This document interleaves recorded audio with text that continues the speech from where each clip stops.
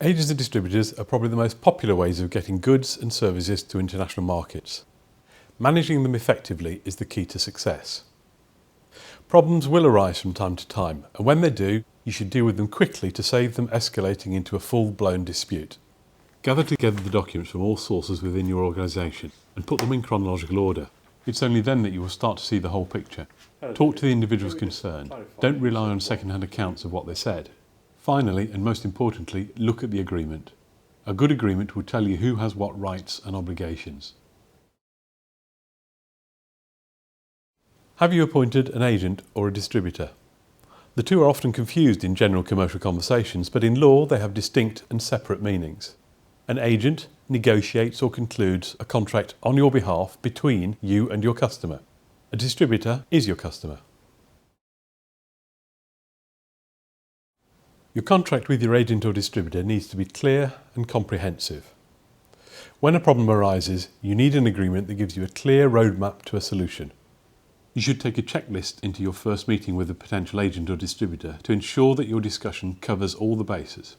Any decent commercial law firm can supply such a list. If you don't deal with the point in your agreement, the law will step in and impose a rule on you that may not lead to the outcome you want. If you're selling goods to a French distributor, will it be English or French law that decides who wins the dispute? You should make a choice at the beginning of the relationship and build it into your contract. If you don't make a choice, the law will choose for you. The difference can have serious consequences. In German law, a distributor has the right to payment of goodwill at the end of the distribution agreement in a very similar way to an agent in the rest of the EU. In English law, there is no such right. In Italy, a distributor who promotes your products is entitled to compensation as if he were an agent. In English law, he is not. If you haven't built these costs into your calculations, then suddenly the arrangement becomes much less profitable than you thought. If you want to use mediation, and you probably do, then you need to build that into your agreement. If you have a technical product and need specialist minds to decide whether or not it is working properly, then arbitration might be suitable for you. Which courts are best for you? The Dutch courts are particularly good at debt collection. The Irish courts are not.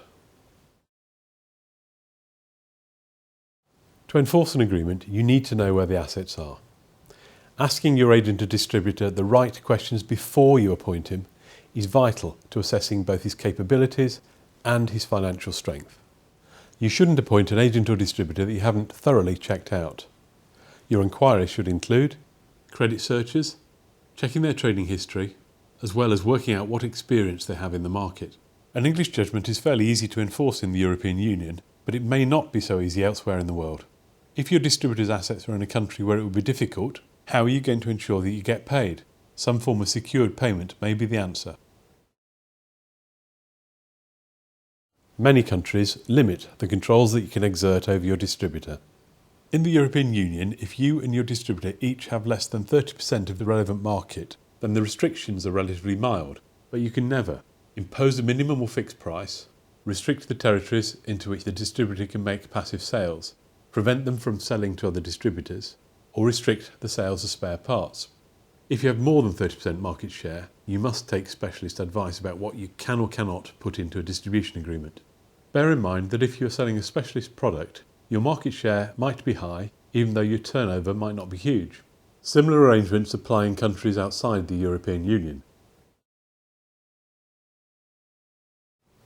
Most businesses are now aware that when an agency comes to an end in the European Union, the agent is entitled to compensation.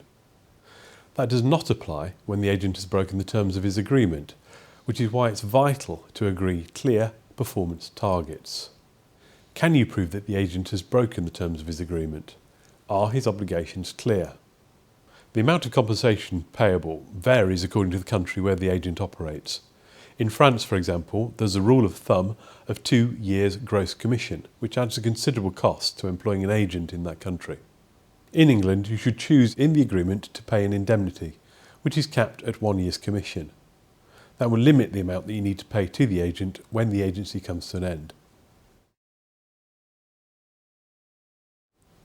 To ensure that your agreement with your agent or distributor is both enforceable and complete, you will need the services of a lawyer both here and in the country where your agent or distributor is based. You need to find a lawyer who's used to dealing with companies of your size and not simply set up to deal with multinationals. A decent UK law firm who deals in this sort of work will have built up their own network of contacts. A personal recommendation is usually the best route to finding the right person.